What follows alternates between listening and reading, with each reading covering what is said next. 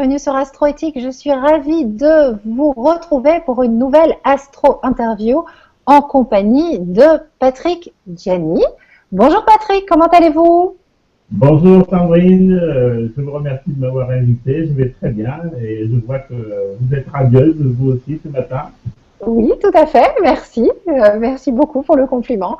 Alors Patrick, nous allons parler ensemble des énergies de l'année 2015 et puis aussi de votre dernier bébé, de votre livre qui s'intitule Les trois dimensions de nos aspects astrologiques. Est-ce que vous l'avez à côté de vous, Patrick, hein, pour nous en montrer la couverture? Le voilà. Alors, est-ce que vous pouvez nous parler de ce bébé dont moi j'ai déjà eu l'occasion de discuter avec vous et j'aimerais bien que toutes les personnes qui nous regardent et nous écoutent puissent savoir ce que c'est, ces trois dimensions de nos aspects astrologiques. Eh bien voilà, au tout départ, il y a une quinzaine d'années maintenant, j'ai sorti un livre qui s'appelle Les trois dimensions de votre thème astral aux éditions du Rocher. Et il a beaucoup plu. Il y a eu deux éditions qui ont été faites de ce livre. C'est vendu à peu près à 5000 exemplaires. Et récemment, je l'ai mis chez Jupiter, c'est-à-dire il est maintenant, il fait partie de la collection des éditions Jupiter. Et ça m'a donné aussi envie, bien entendu, de poursuivre. On me l'avait demandé, on m'avait dit. Vous savez, monsieur Gianni, c'est pas mal les trois dimensions de votre thème astral, mais ça parle que des signes et des maisons, donc les soleils en maison, lune en maison, Vénus en maison, etc. Mais pas des aspects. Et c'est vrai que je me suis posé la question, je me suis dit, ça serait pas mal pour les étudiants qui se posent sur des questions sur les aspects qui ont tendance à dramatiser, etc., de faire un livre. Et c'est donc les trois dimensions de votre aspect astrologique. C'est comme ça que m'est venue l'idée. Il y a à peu près 60 cartes du ciel, beaucoup d'exemples de personnalités. Donc ça, voilà, ça parle aux étudiants et aux férus d'astrologie, même s'ils sont néophytes, ça leur parle. Donc, voilà. D'accord. Donc en fait, mais trois, pourquoi trois? Donc ça veut dire qu'il y a trois degrés de lecture différents de nos aspects astrologiques? Un basique, un moyen et un plus élevé. Est-ce que vous pouvez nous expliquer clairement comment se répartissent en fait ces trois niveaux d'interprétation? Eh bien, je m'étais aperçu en faisant pas mal de consultations que selon le degré d'évolution de la personne, euh, elle utilisait l'énergie de la planète, parce qu'au départ, la planète est neutre. Hein, en fait. Oui. Voilà. Et c'est nous qui, par résonance, allons nous accommoder à son degré inférieur, entre guillemets, ou un degré plus élevé. Donc, je me suis aperçu de ça et je me suis dit, il y a certainement une explication. Et en fait, je l'ai trouvé récemment, très récemment, cette explication, l'année dernière. Un ami m'a passé un bouquin d'ésotérisme, astrologie initiatique, ça s'appelait, et dans lequel étaient bien spécifiés les trois niveaux des planètes. C'est-à-dire, par exemple, les trois niveaux des signes, déjà au départ, qui, selon l'astrologie donc ésotérique, que le signe du bélier, par exemple, avait trois régents.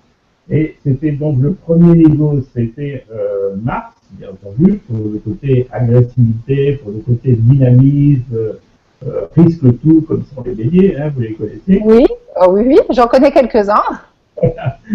Très franc, spontané, etc. Donc c'est le côté martien. Et puis le second niveau, c'était Mercure. Donc là, c'est élevé. Et c'est vrai que les béliers, les natifs des béliers ont toujours 1000 idées. Alors, bien sûr, ils débutent beaucoup de choses et ils finissent rarement. Oui. Énormément d'idées. Voilà. Donc ce sont vraiment des semeurs d'idées. Et puis le troisième niveau, c'est Uranus, c'est-à-dire la planète Uranus, à ce moment-là, qui détermine vraiment le génie particulier à chaque bélier.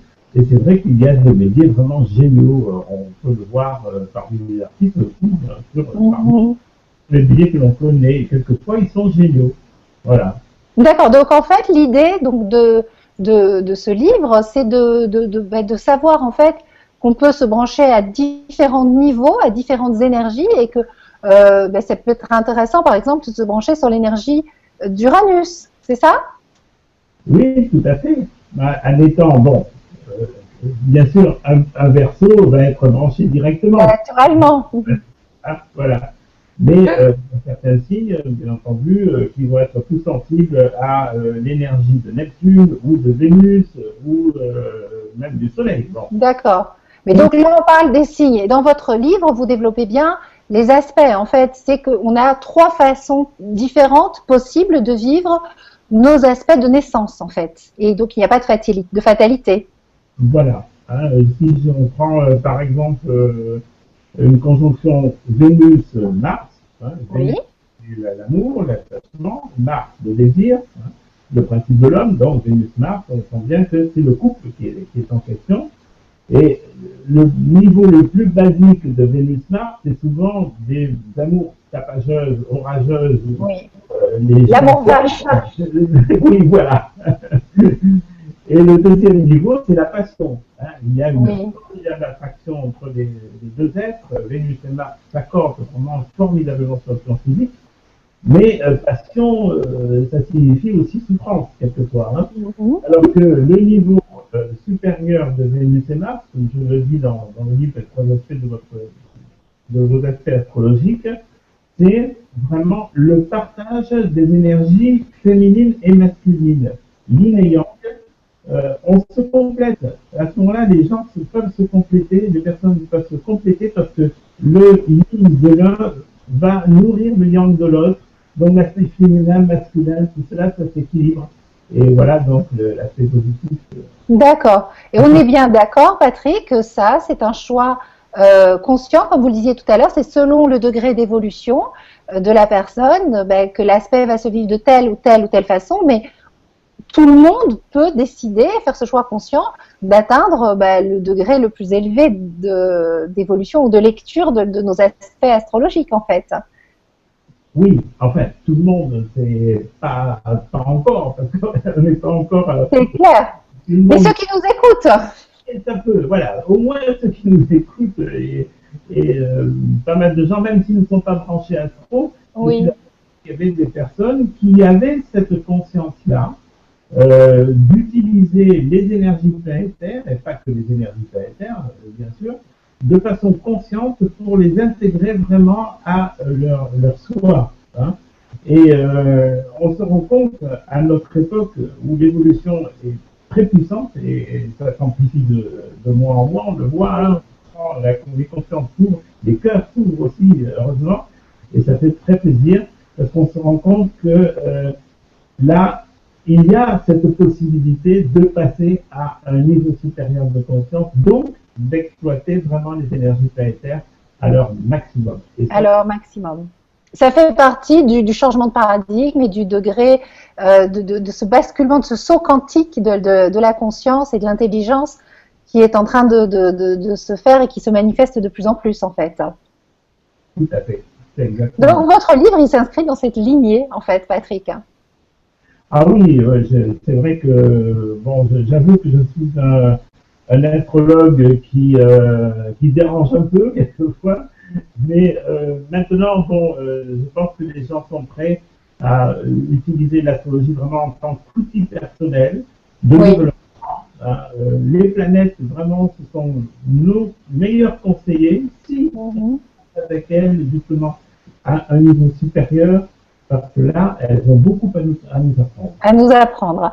Alors, je voudrais qu'on parle des enseignements des planètes, de ce qu'elles ont à nous apprendre en 2015, selon vous, Patrick. Est-ce que vous pourriez nous donner quelques tuyaux, quelques messages de nos alliés d'évolution? Alors, en 2015, nous arrivons au septième et dernier aspect exact de carré entre Uranus et Pluton. On a vu que depuis 2012, cet aspect mondial est vraiment très puissant puisqu'il confronte en fait l'ancien monde dont nous sortons et qui est en train vraiment de se remettre en question tellement profondément que ça devient quelque chose de dramatique, et le nouveau monde qui est en train d'émerger avec Uranus. Donc, Pluton, d'un côté, en Capricorne, qui a encore beaucoup de résistance, qui ne veut surtout pas lâcher les acquis, et puis Uranus en Bélier, le novateur, qui cherche à vraiment faire sortir ces nouvelles énergies. Donc, on est dans cette bataille avec le carré. Mais le carré est un aspect dynamique, comme disent les Américains. Hein, c'est pas étonnant, il est aussi dynamique. Donc, cet aspect-là, il est formidable parce qu'il permet justement de briser les choses anciennes et nous confronter justement à des choix cruciaux pour notre existence à travers ces aspects. Eh bien, le dernier carré se fait donc exact, se fait en 2015, en mars 2015, ça va être très très fort, très puissant, dans les deux sens, hein, c'est-à-dire que ça peut être aussi dérangeant que l'a été là, le début d'année, mais en même temps, ouverture de conscience, bien entendu, de plus en plus de monde. Ça, c'est la première chose. Uranus-Pluton. C'est pas mal, déjà. Déjà, c'est costaud. Bon, mais nous y sommes préparés. Hein. C'est pas pour oui, c'est vrai. Justement, de 7 degrés exacts, comme les 7 chakras ou les 7 rayons. Hein. Vraiment, on est en train d'expérimenter cela. Bien. Et puis, par-dessus ça, par-dessus le marché, comme on dit, il y a le carré récemment formé entre Saturne en Sagittaire et Saturne en Poisson. Et là, on est vraiment dans une confrontation, pas tellement au niveau justement matière, économie mondiale, etc., mais au niveau des idéaux. C'est-à-dire, Neptune représente vraiment la spiritualité.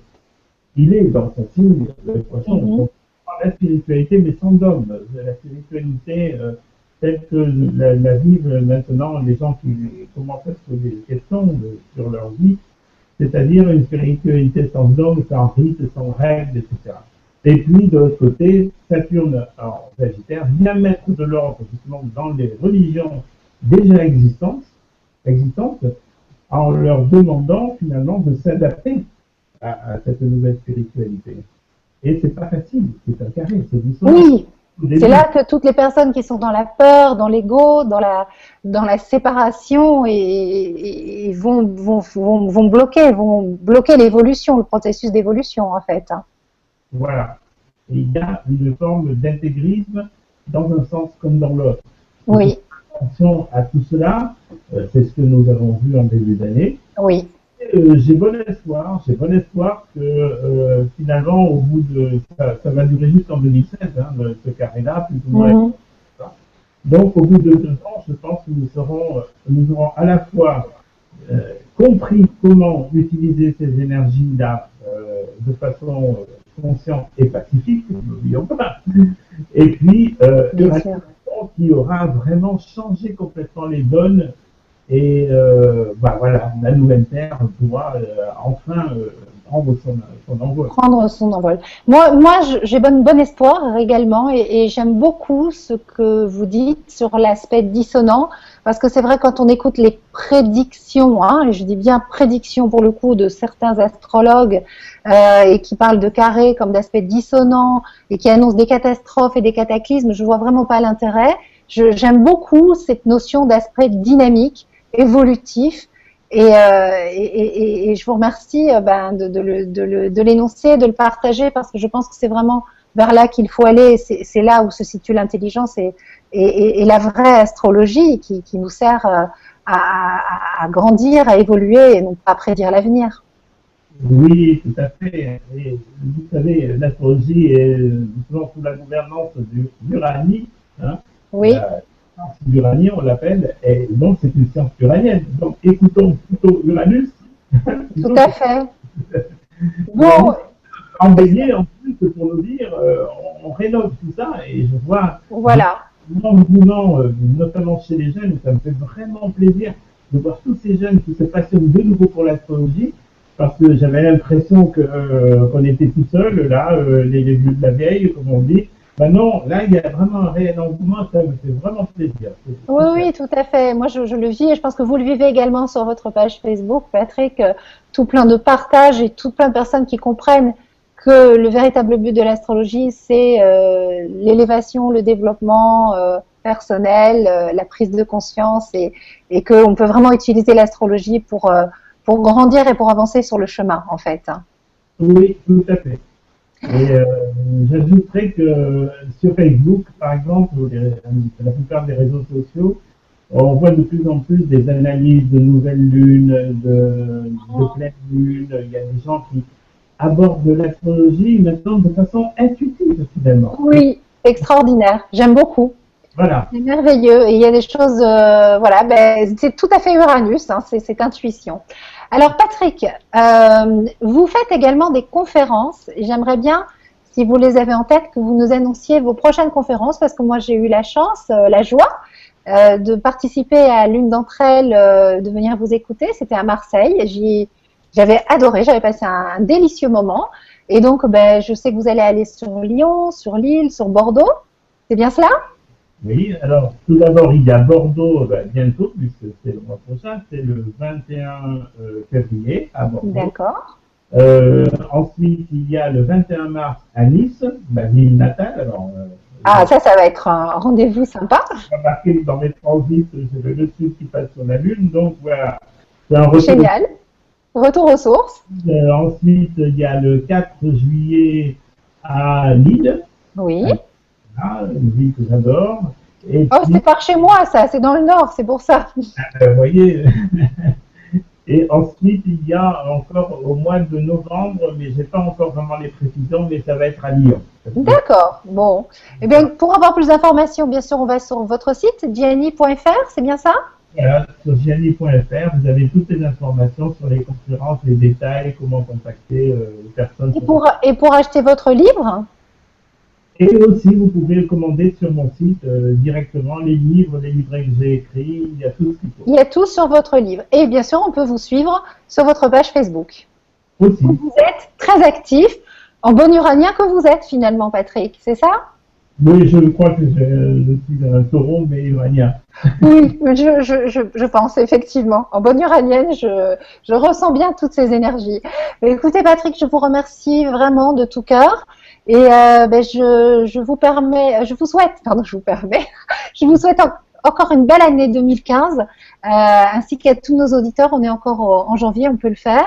Et puis j'espère que nous aurons la joie de refaire une astro-interview, parce que pour moi 2015, ben, j'avais décrété que ce serait l'année de la co-création et des partages, et j'ai vraiment envie de développer ces moments de partage avec vous et avec ben, toutes les personnes qui nous regardent et qui nous écoutent. Donc on se donne rendez-vous pour un nouveau rendez-vous astro, Patrick. Eh bien, c'est avec plaisir. Voilà. Merci beaucoup. Je vous embrasse et à très bientôt. À bientôt. Au revoir.